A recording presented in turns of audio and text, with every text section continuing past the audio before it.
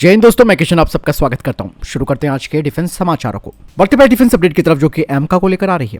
भारत का 5th generation का जो एएमसी प्रोग्राम है वो 2028 तक पहली उड़ान कर लेगा और कुछ सोर्सेज ने इस बात का खुलासा किया है। कहा जा रहा है कि एएमसी फाइटर जेट का जो एयर फ्रेम है उसका बड़ा हिस्सा अभी तैयार हो रहा है और इसमें भी काफी महत्वपूर्ण रूप से काम आगे बढ़ चुका है, क्योंकि एयर फ्रेम एक फाइटर जेट का स्ट्रक्चरल एलिमेंट होता है जो कि फाइटर जेट की विभिन्न प्रणालियों को सपोर्ट करता है। और अगर एएमसी का एयर फ्रेम तैयार हो रहा है तो ये एक बहुत बड़ी उपलब्धि भारत के लिए है, क्योंकि ऑलरेडी पहले से ही इसके कई कंपोनेंट्स पर काम चल रहा है। यही नहीं, एएमसी के लिए रडार लगभग तैयार हो चुका है और रडार के साथ साथ एयरक्राफ्ट के भारी हिस्से और कॉकपिट के रेडॉम और कैनोपी के जो जरूरी हिस्से वो भी पूरे हो चुके हैं।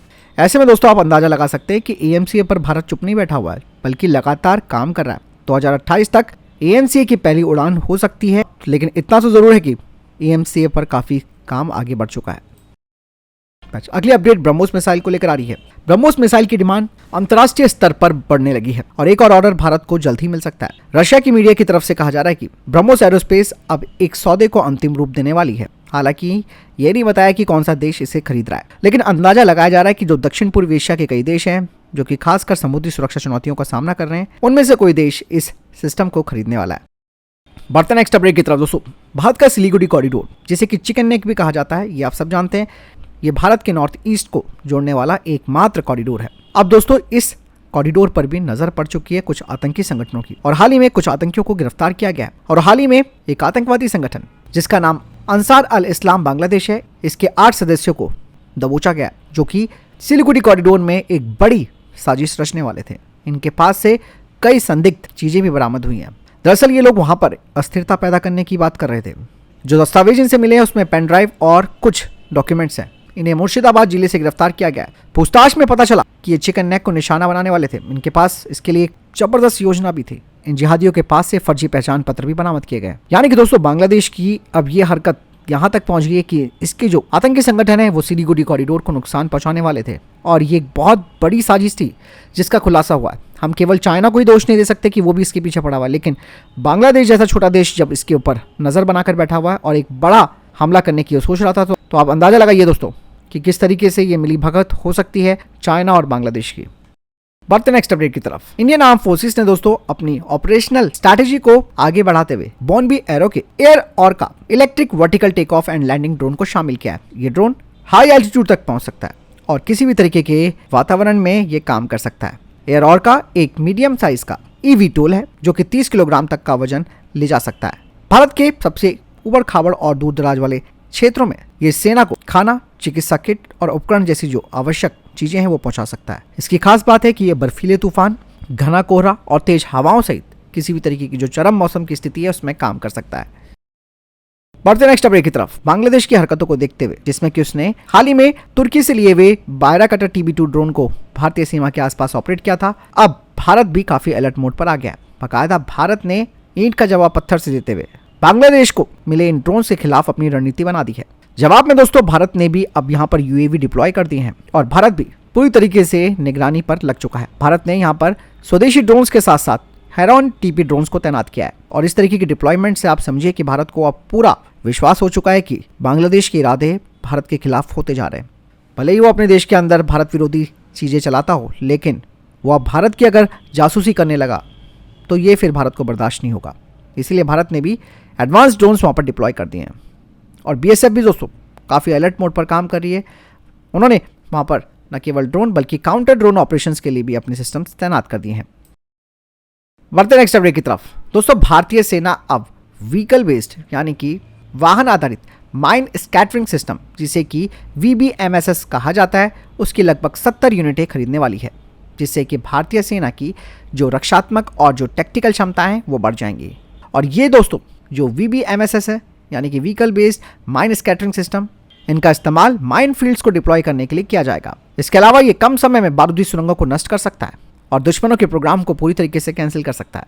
बता दें कि इसमें एंटी टैंक और एंटी पर्सनल दोनों तरीके की बारूदी सुरंगों को ये बिछा सकता है और ये सब सिस्टम एक हाई मोबिलिटी व्हीकल पर लगाया गया है जो मैदानी इलाकों और अर्ध रेगिस्तान सहित जो विभिन्न इलाके हैं उनमें इसकी गतिशीलता और जो तत्परता है उसे सुनिश्चित करेगा।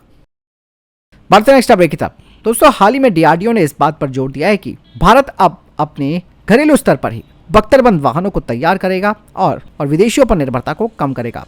डीआरडीओ के अधिकारी ने कहा कि भारत का जो next generation main battle tank है, जिसे कि सेना FRCA कहती है, उसे देश में ही बनाया जाएगा, जिससे कि हमारी आयात पर निर्भरता कम होगी।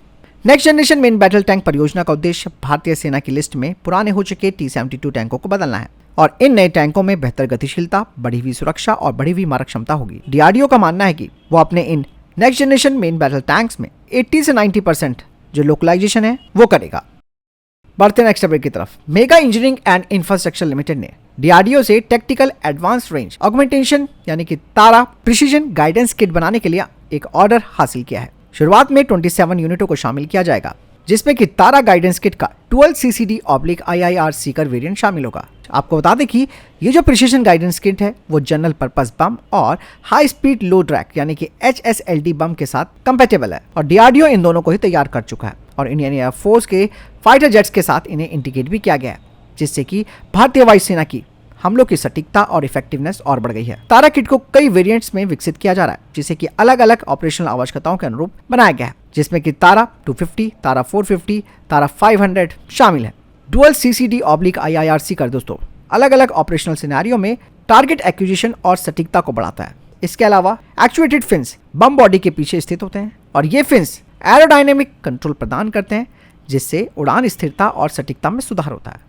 बढ़ते नेक्स्ट अपडेट की तरफ। भारतीय सेना ने दोस्तों लैंडमाइन और IED का पता लगाने के लिए मिनी अनमैन्ड एरियल व्हीकल्स के लिए रिक्वेस्ट फॉर इंफॉर्मेशन जारी किया है और इस रिक्वेस्ट फॉर इंफॉर्मेशन के अनुसार इनकी उड़ान क्षमता कम से कम 45 मिनट होनी चाहिए और ये UAV किसी भी तरीके की प्रतिकूल मौसम में काम करने लायक होने चाहिए।